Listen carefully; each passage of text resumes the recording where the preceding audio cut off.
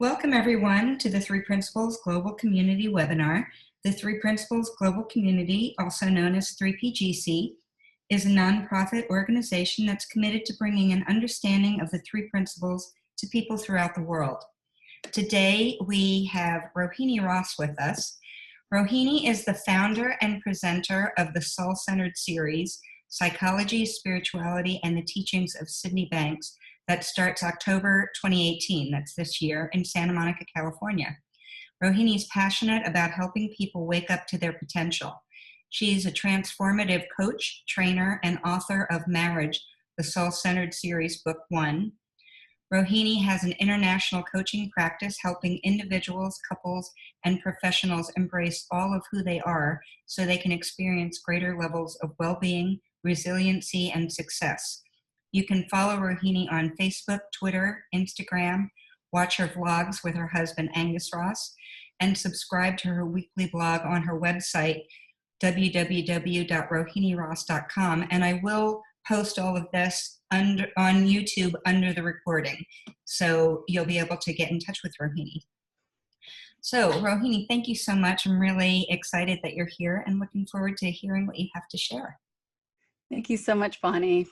And thank you, everybody, on the webinar. And I love the possibility for interaction. So I'm really open to answering whatever questions you have, and really having this be something that is relevant and specific to you.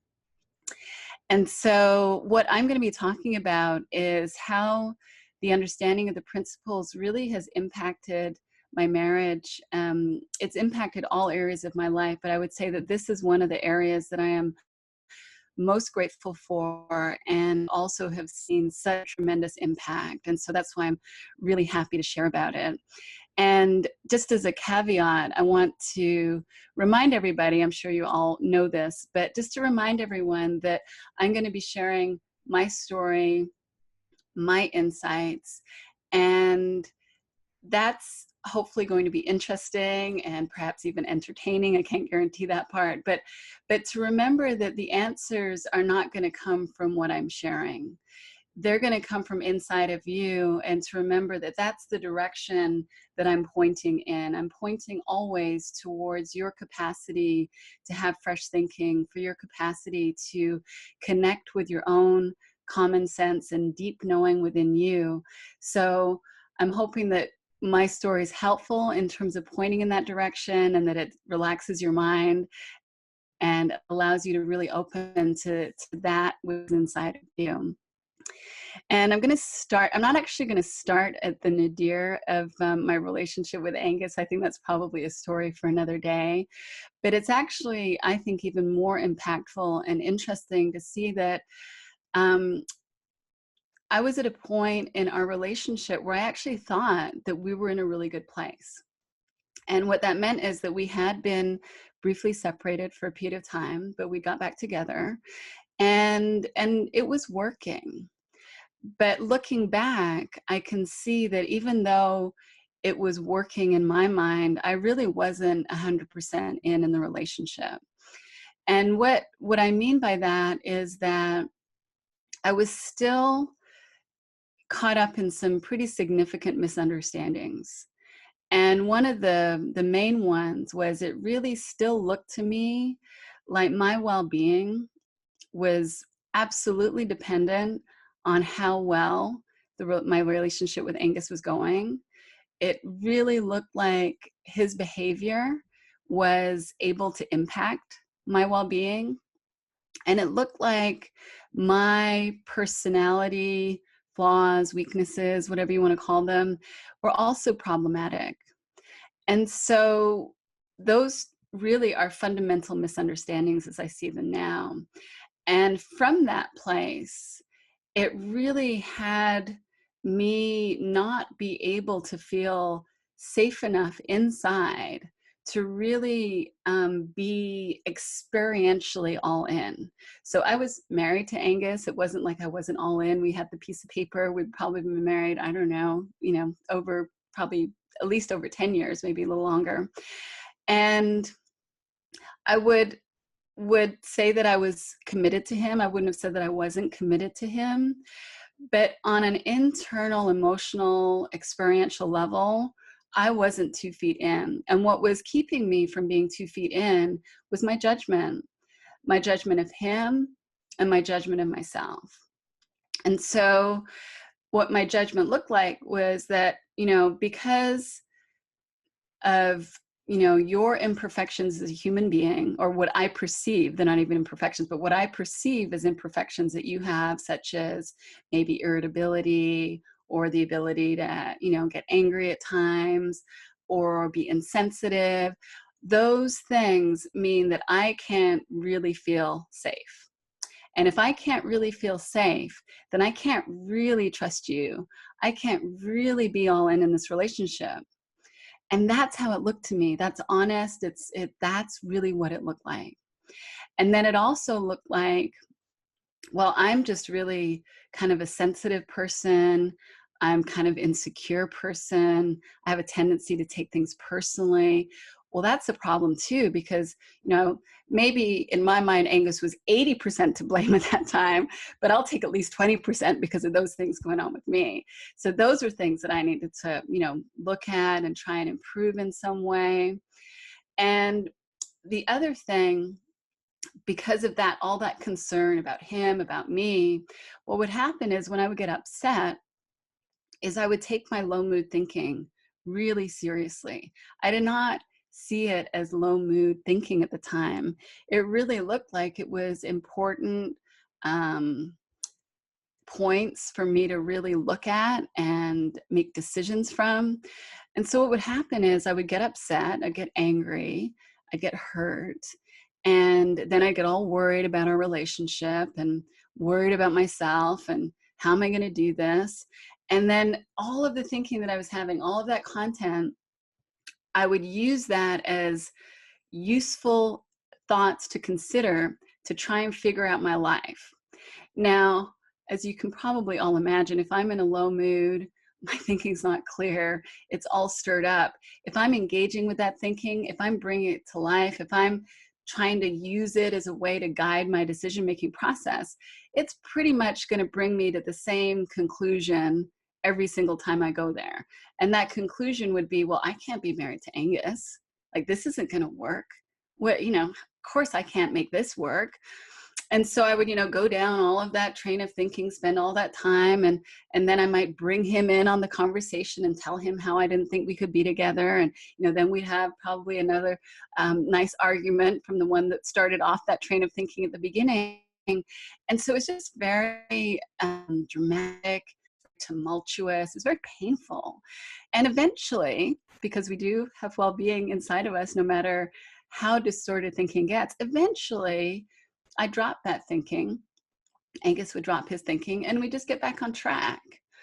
But what I didn't see at that point in time, it didn't look to me like we were 100% back on track. We would be back on track and we'd be back in the game of the relationship and moving forward with life. But in the back of my mind, there was still a problem that hadn't really been fixed. And maybe we were back on track, but there was still this thing that hadn't been resolved that I felt would just come back in and, contaminate our relationship because it hadn't been solved. And that's kind of what it looked like. We'd have another fight at some point, and then I'd go down that whole train of thinking, think I can't be with him, and go whole cycle again, and then we get, back on track and we'd be okay. But at that point, when I say this wasn't the nadir of our relationship, what I mean by that is that I had kind of resigned myself to this being okay. I had thought, well, this is, probably as good as it's going to get. And it's probably only 20% of the time that I'm thinking that I can't be with Angus, and 80% of the time that we're enjoying our relationship. That's pretty good. And it was certainly a huge improvement on, 90% of the time thinking I couldn't be with him and 10% of the time enjoying the relationship. So, that's a big shift. So I was in this place of thinking, this is just kind of going to be what it is. And I just stopped worrying so much about the relationship. And I can see now that that was my wisdom.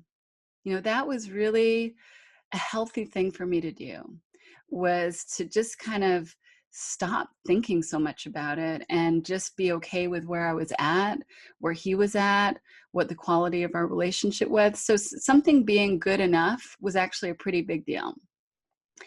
And then I came across sort of a more obvious understanding of the principles, because I had read the relationship handbook prior to that point, and that's probably what got us out of the nadir of where we were to that place of just being okay.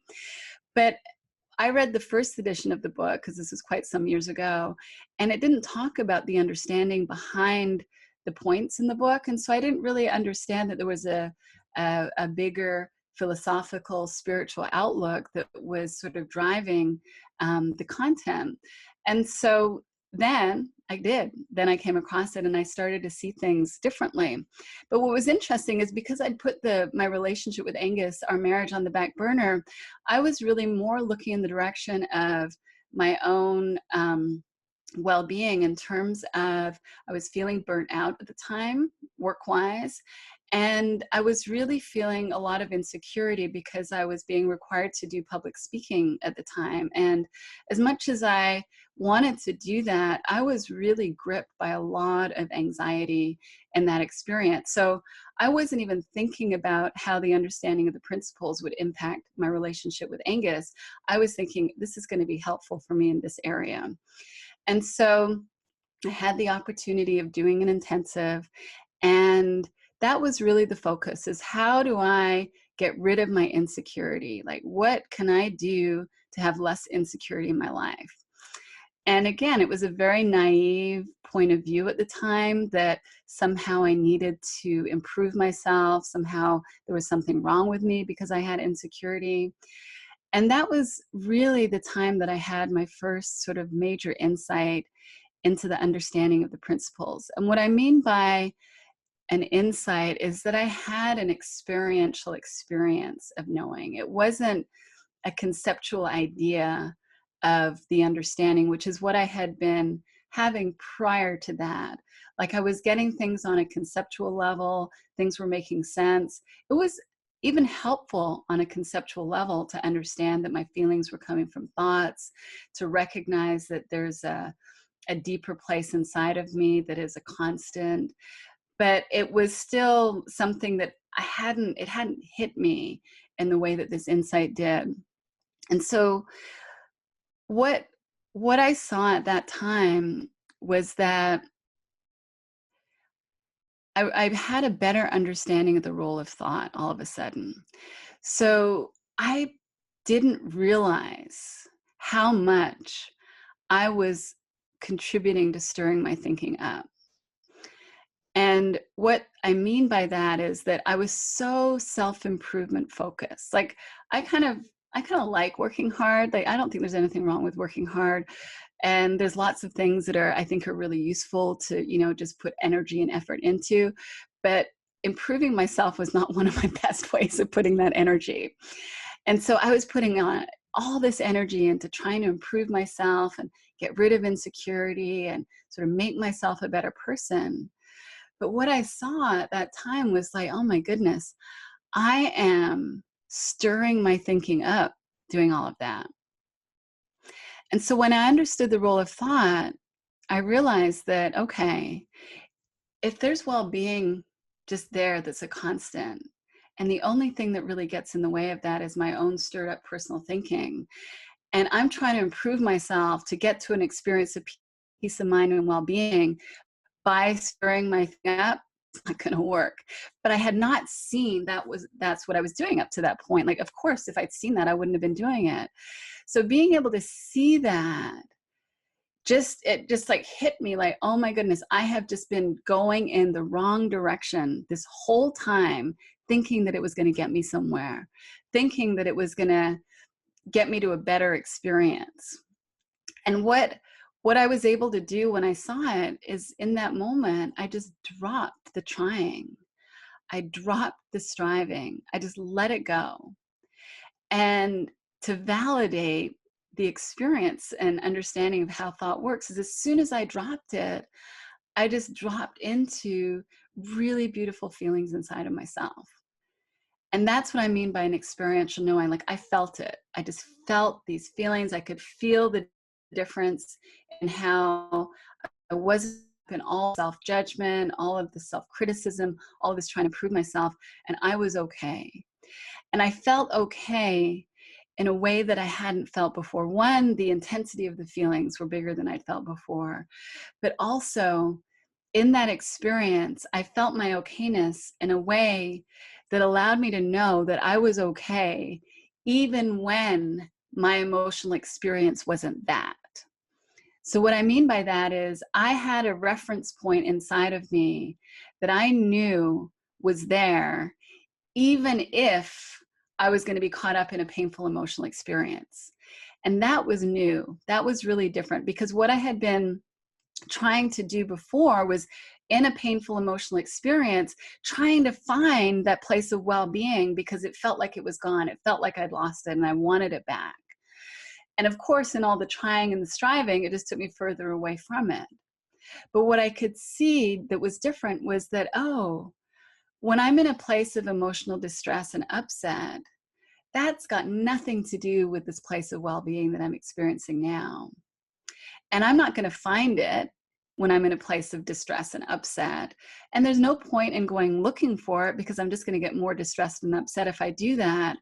But if I understand that it is there, and as soon as all of that stirred up thinking clears up, as soon as I settle down, as soon as that innate intelligence inside of me that stabilizes me does what it does, part of the design, how we're all designed, then I'm just going to drop back into that place of connection and that feeling of being home and that feeling of well-being. Now, that was really new for me. And I could see the value, especially in what I was looking for in terms of having greater ease in doing all the public speaking that I was doing. And so I could really put the dots together there. And so after that intensive, when I was doing my talks, it didn't mean that I didn't have anxiety. It didn't mean that I didn't have insecure thinking. And it didn't even mean that I wasn't emotionally impacted by those thoughts. I would still get gripped by them. But I had this different reference point inside of me that I just knew that all of the ups and downs that I was going through in terms of my mental and emotional experience, they didn't bother me so much anymore, because I had this other place that I knew I would always come back to. Even if it was very intense in the moment, it really didn't bother me so much. Like I would still get the same kind of physiological symptoms of a dry mouth and, butterflies in my stomach and sweaty palms. Like all of the same stuff was going on. So all of the same thoughts were there, all of the same feelings were there. But rather than being something that was a huge problem, that meant something was wrong with me, they were like this, like, oh, I can handle that. And I'm just going to go do this talk. So it was very practical, really helpful. And over time, what was wonderful about it is that these feelings just kind of shrunk down and became very minimal. So that was something I was also very grateful for. But what I didn't think about was that this had any impact really in other areas of my life. I didn't really think about that because I wasn't noticing it. And so sometime after this experience that I had, the insight that I had, Angus and I were having, a moment, and he was upset, and he was trying to, I don't know that he was consciously trying to do this, but he was baiting me in a sense. Like he was saying things that would normally get me to engage in the fight. Like if he said, I can't remember what it would be, but if he said that, then that would be it. I'd be off to the races. So he was saying these things that were not very nice, kind of trying to pull me in, trying to get me to engage in this argument. And because I wasn't engaging, I think he was getting a little frustrated that I wasn't playing the dance with him that I would normally do. And so, he was getting more and more sort of escalated with his comments that he was making, maybe, more and more unkind in what he was saying. And I just wasn't really fazed by it. And I wasn't even noticing this. I didn't really think that I had changed. It wasn't something that I was aware of. But I was acting strangely enough for him to notice that something was different. And he eventually said to me, like, what's going on? Like, why aren't you engaging? And I know he's on the call, so these might not be his exact words. But at the time when he said that to me, I just said, I can really see that you're suffering. And I really could. It was not a technique. it was not a communication technique that I was using on him. I could genuinely see that his anger, his upset, what was going on with him was coming from his suffering. I'm so grateful that he was able to say that to me in that moment, because it actually helped me to see the shift that had happened inside of me. Because what had happened previous to that is that I would get scared. I would feel insecure. And in my feelings of insecurity, in my feelings of fear, I could go to hurt, or I could go to reactivity. Like, you know, it would go one way or the other. But either way, I would have been engaging with him.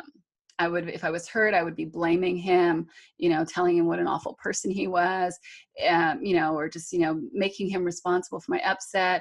If I was angry, you know, I just, you know, clash with him. But either one of those directions of reactivity would have been coming from me being destabilized internally. And in that moment, what I got to see is I felt perfectly safe, okay, and my heart was open and I was loving, even while he was destabilized. And that was new. That was not something that I had really been able to do before. And that was the result of a shift in understanding inside of myself. It was a result of me seeing that my well-being is the foundation of who I am. It is who I am. And that even if I get an experience that takes me out of it, it doesn't mean that it goes away. And that understanding allowed me to just not lose my cool in that moment. Now, I want to be clear. I'm not saying like that I'm like that all the time. I definitely engage. I definitely can take things personally still. I definitely can get in the fight. Like that's, you know, that's part of my growing edge and learning curve.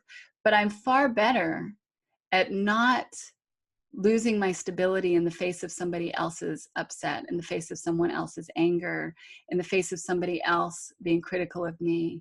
Like I have a different ability and bandwidth to not take that personally now. And what that helped me to see was that the quality of my relationship with Angus, what I was experiencing in my marriage, was significantly improved. And that I was actually now all in the relationship. That I was no longer having that holdout in the back of my mind that, you know, things are good now, but the shoe's going to drop again. And then, you know, it's not going to be okay. And I didn't consciously let that go. It just disappeared. And what I saw is the greater like how much easier it is to be all in than to be 80% in or even 90% in.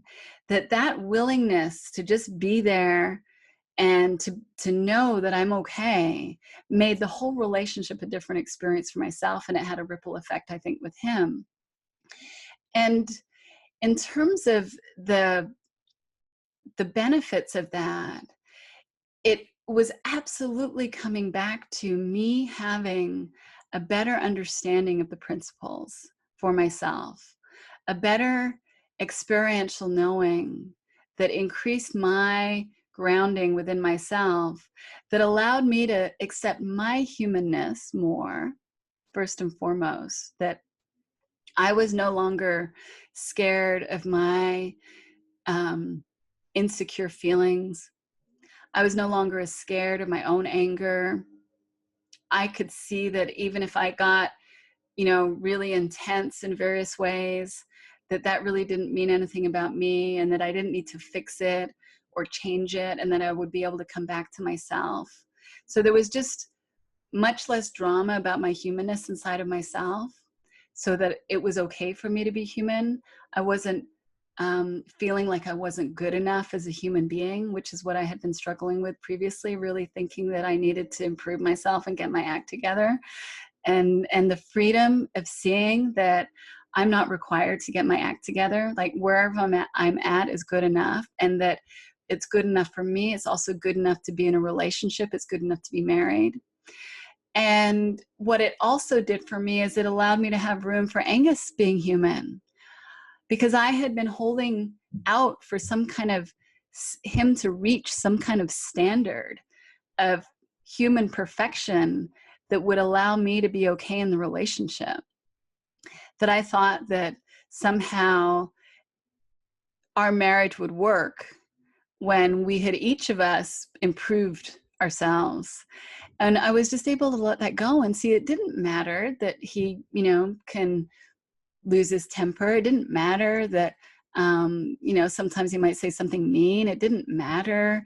None of these things that I thought were so important, they didn't matter to me anymore. It didn't mean anything. I might not like it in the moment, but it didn't mean anything about our relationship. It didn't mean anything about our marriage.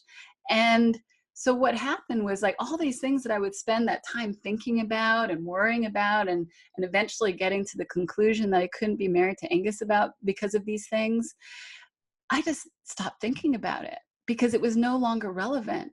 It no longer made sense to do that. I also, understanding the principles, helped me recognize more easily what low mood thinking looks like. It helped me to see low mood thinking earlier and to be able to leave it alone and to not get on board with really sort of thinking that it was going to be useful information for a decision-making process. And so I would spend a lot of time engaging with my low mood thinking in the past, and to really see that actually nothing needs to be done with it. It certainly doesn't need to be given energy and taken under consideration. And that without breathing life into it, it would just dissipate. That was real freedom too. So my time, I wasn't spending time on that anymore. And what it did was it really changed how I saw Angus. It really, he was the same person. He was the same amazing human being that he's always been. But I was able to see it because I'm looking at him through the lens of all of my judgments that I was taking seriously. And as soon as I stopped taking them seriously, I got to see him through a whole different lens. So he looked like a whole, a whole lot nicer, a whole lot more charming, kind, but he was all of those things before. But I just wasn't seeing them to the extent of what they existed. And I'm sure I was also behaving in ways that didn't bring out the best in him. So that was kind of a ripple effect, I think, as I saw for myself how my psychological functioning works more clearly, which allowed me to not take my negative thinking so seriously, to be a little less dramatic about it. And even if I did get dramatic about it, which I can do, to not be so worried about my drama that I can get caught up in. And so seeing that that is just all part of the illusion that I can create, but I don't have to take it seriously. And then recognizing that there's this experience inside of myself, this state of consciousness, this state of mind that's available to all of us, that is way more accessible than I realized. It's not something that I have to earn. It's not something any of us need to earn. It's not something any of us need to work at. In fact, working at it takes us further away from it rather than getting us closer to it. And so seeing the simplicity of how that experience is just there. And I go in and out of it all the time. We all go in and out of it all the time. Had me settle and feel more at peace more of the time. And so then the way that I showed up in the world, especially the way that I showed up in my marriage, had an effect that really brought out the best in our relationship, brought out the best in Angus. And so it's sort of this multiplier that there is a ripple effect that happens. And I've heard it said more than once that it really only takes one person to change in a relationship for the whole relationship to shift. And I would say that that was a huge experience that I had, and that I'm not saying that I'm the only person that changed, but there's this sort of synergy that happens where I saw things differently, I showed up differently, and then naturally that allowed things to unfold in a different way in our relationship. So I know I've been speaking for some time, and I want to leave time for comments and any questions that might be out there. So I think this is probably a good time for me to take a pause. So if there's any specific questions that you'd like me to answer, I'm happy to do that. If there's any reflections or insights that you've had that you'd like to share, that I'm sure everybody would enjoy hearing that as well. So I'll just sort of throw that out there to the group. And Bonnie, will you call on people? Is that how it works? Yes, you can unmute yourself by scrolling down into the lower left-hand corner, or if you raise your hand, I would be happy to unmute you.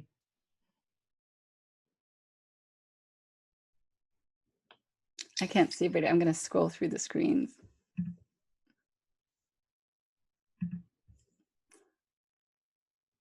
We've got a quiet group today.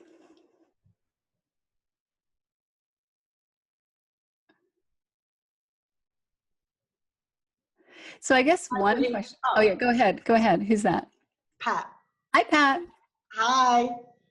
Oh, it was really lovely listening to you, recognizing so much in myself and in my relationship with my husband. And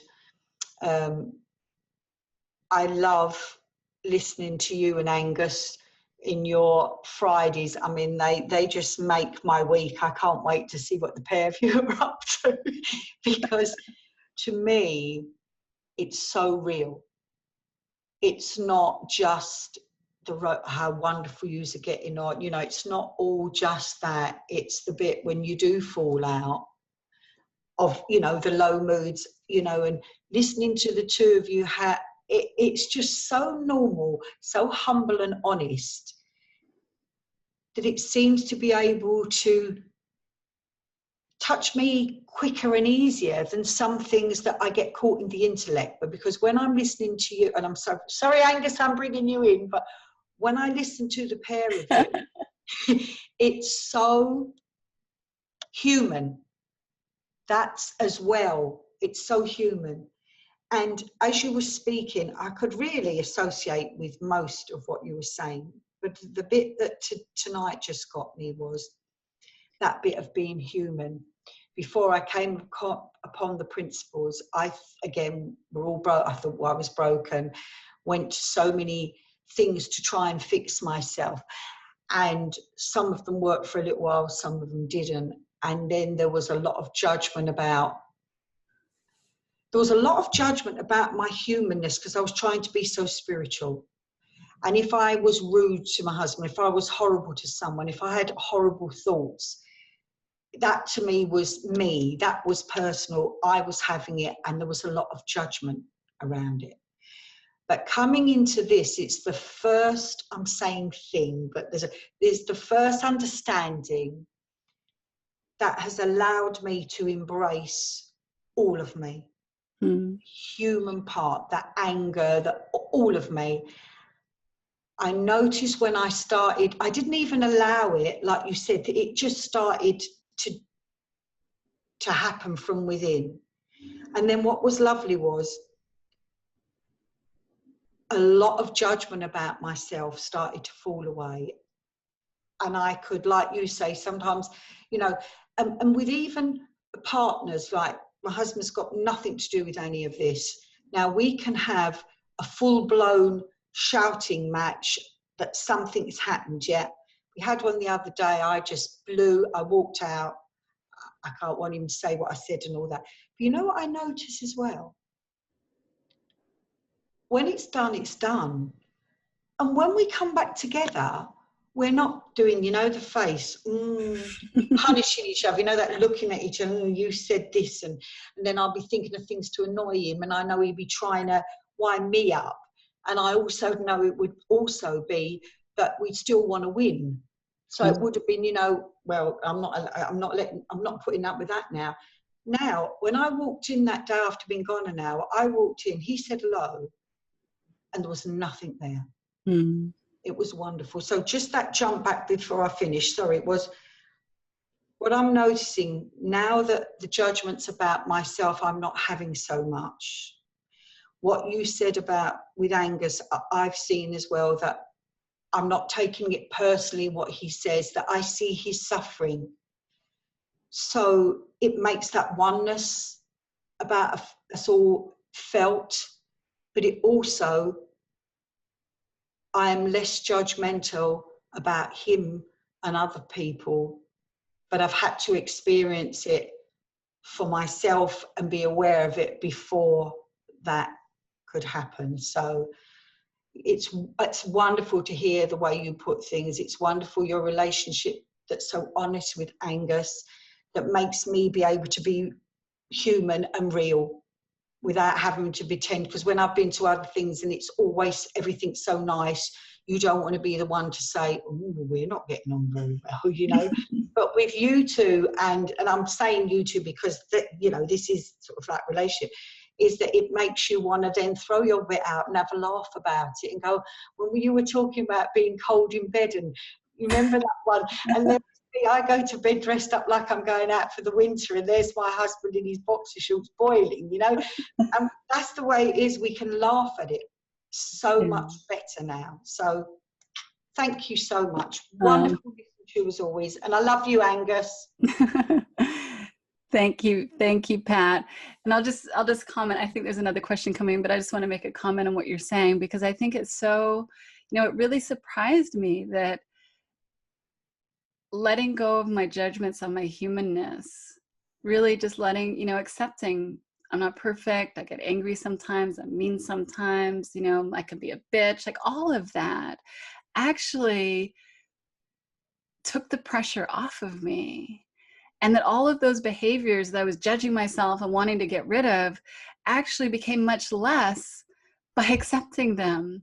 Yes. And I had a much deeper experience of the love that is who I am, who we all are, like a much deeper experience through just kind of being okay with where I was at. So that was really paradoxical. Like, I'm sure it makes common sense to everybody else, but for me, it's like, oh my goodness, what have I been doing all this time, putting all this pressure on myself? And so I really love what you're saying about, you know, as we all make room for us to be okay exactly as we are, to be okay with what is, whether that's our personality, someone else's personality, the circumstances as they are, that there's a deeper ability to connect with that wisdom and common sense that's inside of us. We hear it when our mind is clouded up with judgment, and this shouldn't be this way, or I shouldn't be this way, or he shouldn't be this way, or all of that. All it does is it clouds up the ability to really hear the very practical, very common sense nature of our spiritual. And so it's like, oh, well, this is a much easier way to live life. But thank you so much for sharing. And I'm so glad that you enjoy our blogs. Lots of love. Lots of love. Thank you. Did I see a question come in on the chat? Let's see. Should I go with that one next, Bonnie? Jane? So Jane's asking how to, and if you're on video, Jane, I'm happy to have a conversation with you about this. So how do I avoid the trap of preaching to my partner? I've certainly done that. So I'll just share what I can see around that for myself. And you know, Angus and I really joke about this because I have been, you know, doing various things throughout the whole time we've been together, and sort of finding the next best thing, and then wanting Angus to get on board with the next best thing and telling him all about it and all of that. And so as I've, you know, done that over the years, by the time I got to the understanding the principles, he was like, I'm not interested. I don't care what you're doing. I'm happy for you, but I'm not, you know, keep me out of this thing, whatever it is. And what I really saw was how when I was in that preaching mode, that he couldn't hear anything. There wasn't anything, like he would maybe be nodding and smiling, but nothing was landing, nothing was getting in. And that I was really, whenever I was in a preaching mode, I was really not coming from a place of grounding, because I was coming from a place of, you need to know this so that you can be better. You need to know this so that my life can be better. So it's coming from a very, and I'm saying this is me, I'm not saying this is you, but for me, it was coming from a pretty selfish place inside of myself, that this is helping me. I want you to know about it because my life is going to be so much better when you know about it too, because you're going to, behave differently. And so what I did was I just dropped it. And I might tell him things that I was learning, but I was just sharing what was going on for me. And the biggest shift that actually had Angus get interested was not in anything that I said. It was that shift in behavior that I described earlier, where he all of a sudden noticed that I was behaving differently. And so all of the various things that I'd done over the years, I hadn't really, and I'm not saying I didn't learn anything from them, because I certainly did, and it had an impact on me, but nothing else had the level of impact that this understanding had in terms of our relationship dynamic. Nothing else had given me the ability to be calm in the face of his distress. I had never been able to do that before. And so really what I saw was way more effective than trying to tell him about it or, preach it to him, was really just me living my life, getting on with what I was doing. And he noticed, like he caught on to something. And that was sort of what made him curious. So I just look for, if it's not him, or if it's anybody else, it's really looking for, is there a genuine curiosity there? And if there is, I'm happy to talk about it. But if there isn't, then that's okay too. And to have room for that, and to know that everybody has their own wisdom. There's nothing really to preach in a sense. The teaching, as I see the principles understanding, is really pointing people to their own knowing. So there's no content to teach. It's really pointing people to what they already know inside of themselves, to what they already have, whether they label it as an understanding of the principles or not. It doesn't really matter what the label is that we all have it, and we all have our own experience of that in different ways. And so to really be clear that there's a complete equal playing field when it comes to all of us having the same access to this understanding that is who we really are. We can't escape it. And it's really just about looking and listening. And we can't really preach that. We can do that though. And I think that the more that we do that, the more other people start to look and think, well, where's that for me? So I don't know if that answers your question, Jane, if you're still on the line, but if you are, there you are. Does that answer your question? Oh, sorry, I think you're muted. There you are. Oh, I still can't hear you. Hello. There you are. I think you can hear me now? Yes, now I can. Great. Hi. Hi. Yes, it does. Thanks a lot. I can see. I wrote the question, but while you were commenting on what Pat said, I was getting answers from that as well. That's great. Yeah, I get it. I get it. And that's such a beautiful example of how, the answers aren't coming from me. They're coming from what you're hearing inside of yourself. And that's true for all of us, that yes, we're here in this group sharing in this experience, but ultimately every single one of us has access to those answers that are perfectly attuned and aligned for our specific situation. And what I love about coming together in this way is that we all get to kind of drop into that feeling and drop into that experience of connection and oneness that seems to allow us to hear and feel that quality of knowing more easily and gracefully.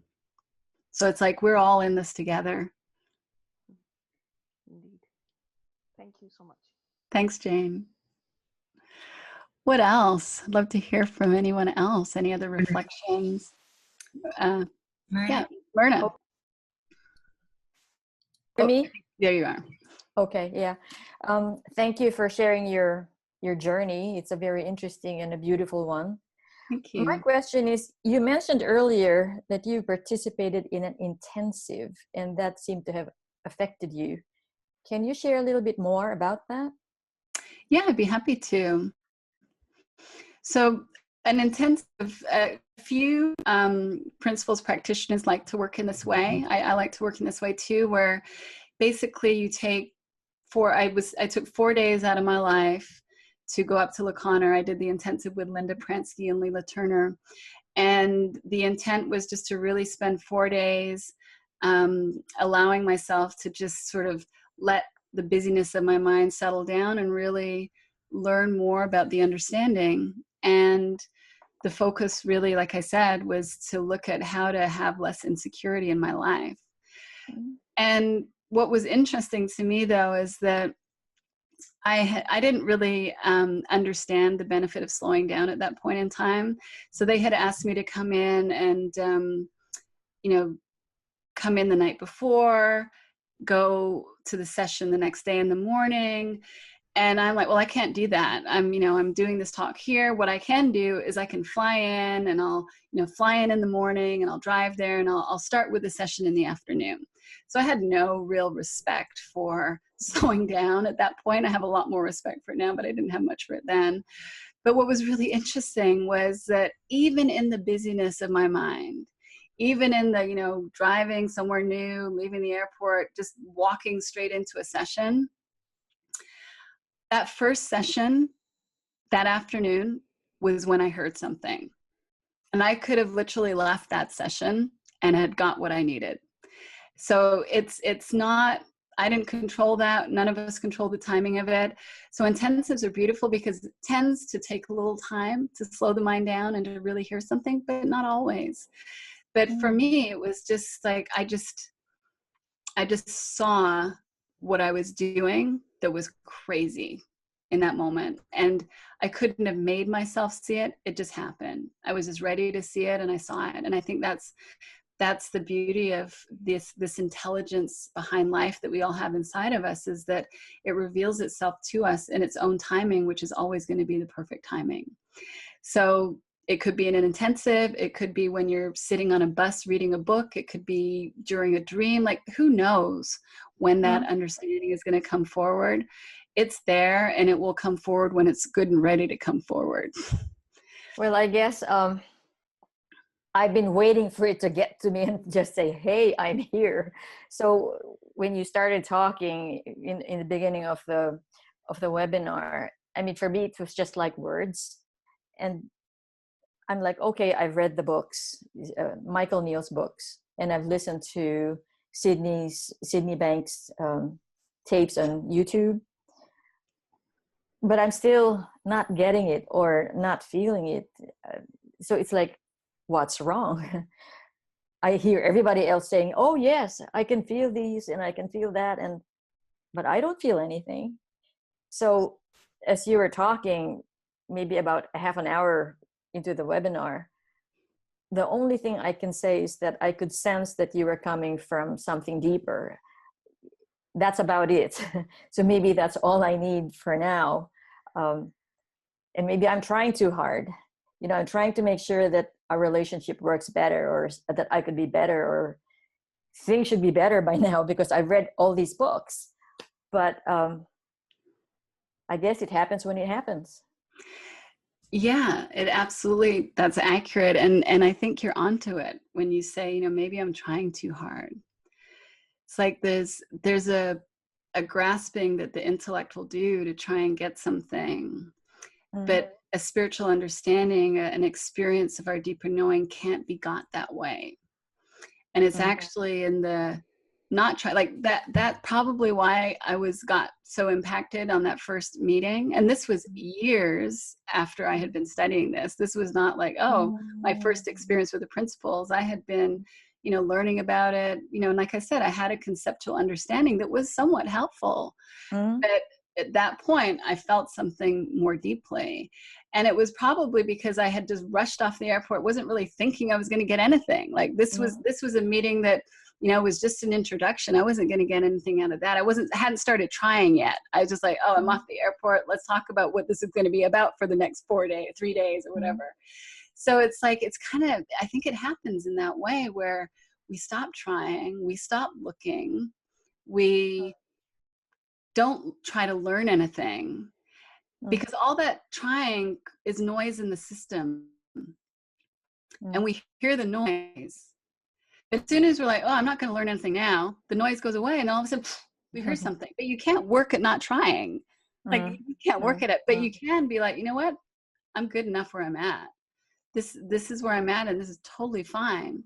And I'll see more when I see more. But as soon as there's this idea that somehow you should be further along, you should see more than you already do because you've read all the books, that's noise in the system. But none of that's true. That's all made up. And when I try to, obviously I want to be able to discuss it with my husband, who doesn't care a bit about this, and he thinks it's just one of those, okay, it's self-help, self-improvement, NLP, and then he says it's just the next thing, and then there's going to be something else. It's very frustrating, but I guess that's just part of the process too.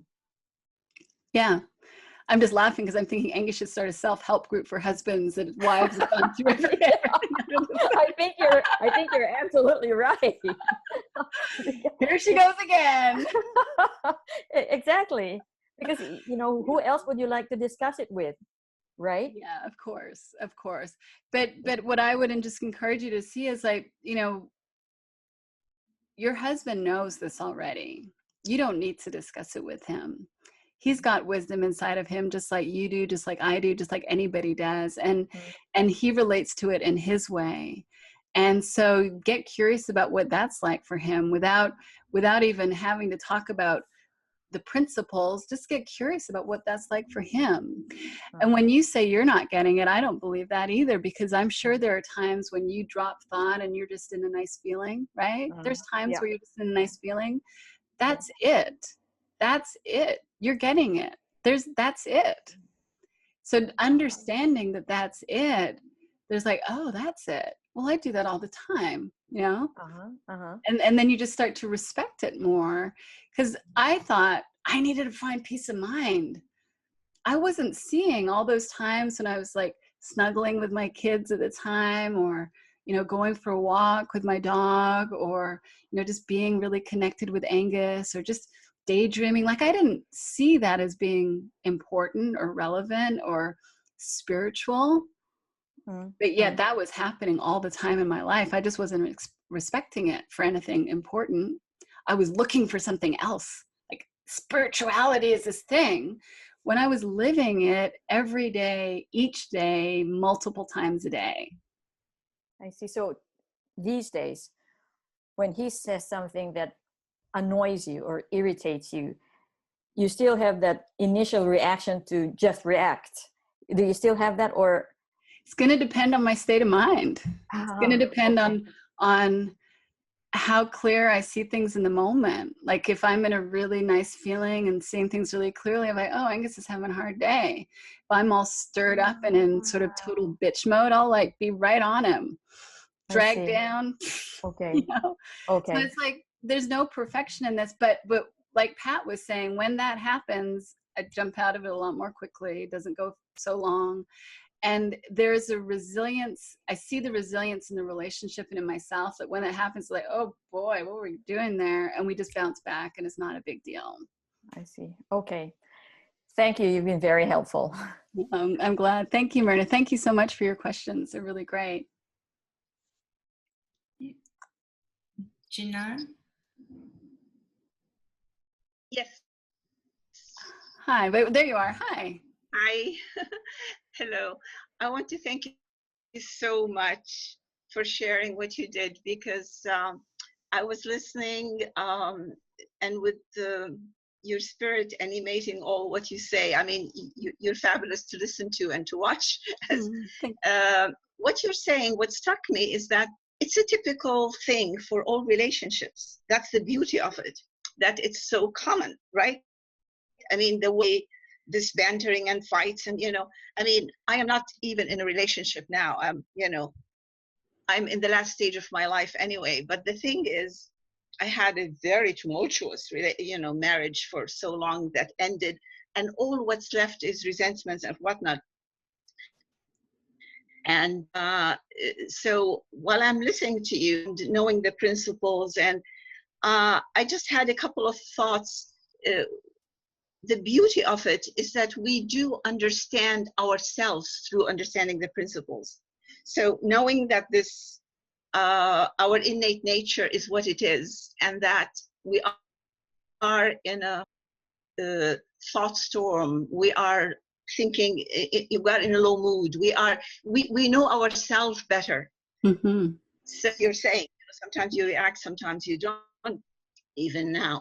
So I think that what happens in all these clashes between, in relationships, is that when we are not aware of that, we are carrying resentment, and there is always residue from one argument that we take to another and another and another. Even people now, when they go to counseling, oh, what happened since, or I mean, past things are brought back to life, and all this is kind of really not fruitful at all, of course. But when we understand, we first of all, we have this connection with our true nature, with ourselves. So we realize we are in a bad mood, or we are really elated. It doesn't matter, but who we are deeply connected to who we are. And so this connection with the other, with the person we love, with our partner, is there even during the argument, Mm-hmm. even while we are listening to things that are hurtful, maybe, or saying things, So I think that's the beauty of it. So this deep connection stays at a certain level, even if emotionally or mood-wise we are kind of saying things that we don't mean. Or Yeah, that's lovely. And it's beautiful, because this connection is what it takes for any two human beings. It's the same connection we have as a group when we talk about so we never lose sight of it. And I think that's the edge we have over any other kind of theoretic, whatever interventions in marriage counseling and whatnot, because we speak from that place. And anyway, Yeah. that's that makes a lot of sense, Janan. Thank you. And let me just clarify and make sure I'm hearing you. What I hear you saying is that it's not helpful to bring the resentment alive. It's not helpful to kind of, revisit all of the painful situation. That takes us in the wrong direction, where we just get more resentment and more caught up in that quality of thinking. Whereas we can look in the direction of that oneness, of the love, of the connection that is there, even if we can't feel it or see it at times. And then that kind of breathes life into it and allows us to navigate and see how to navigate those other more tumultuous times. Is that where you're getting at? Yes. Yeah. Absolutely, about the resentment, because this is what I remember from my God, you go back to instances that happened 20, 30 years ago, and then you say, well, that unequal, that kind of fight was really, no, I mean, it's just, now I look at my daughter's relationship, her marriage, and I see exactly, if she were to embrace the principles, or, understand, she does here, Mm-hmm, but mm-hmm. Then, not when, not in, when things are not right. So well, she's very fortunate to have you in her life, so that you can model various things to her, but not preach. Not preach. No, not preach. Not preach. Yeah, but this connection, especially. Anyway, thank you so very much. Thank you. So very much. Yeah. Thank you, Janan. Wonderful. Thank you. Take care. You too. I know we're just about at time. Is there any final questions before we finish up?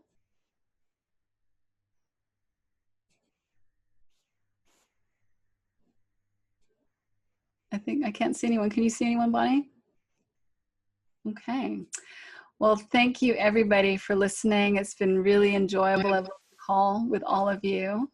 And just look forward to staying in touch in whatever ways make sense. So thanks so much.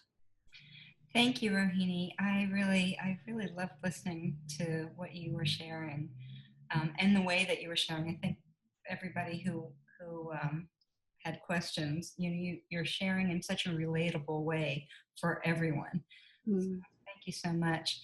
And for everyone listening, Rohini's contact information will be underneath the video when I post it on YouTube, so you'll be able to get in touch with her if you want to. And thank you everyone who's been on live with us. And the next webinar is on August 8th, and it's with Brooke Wielden Reese. So hope you can join us then. Thanks everyone. Bye everybody. Take care. Bye. Bye.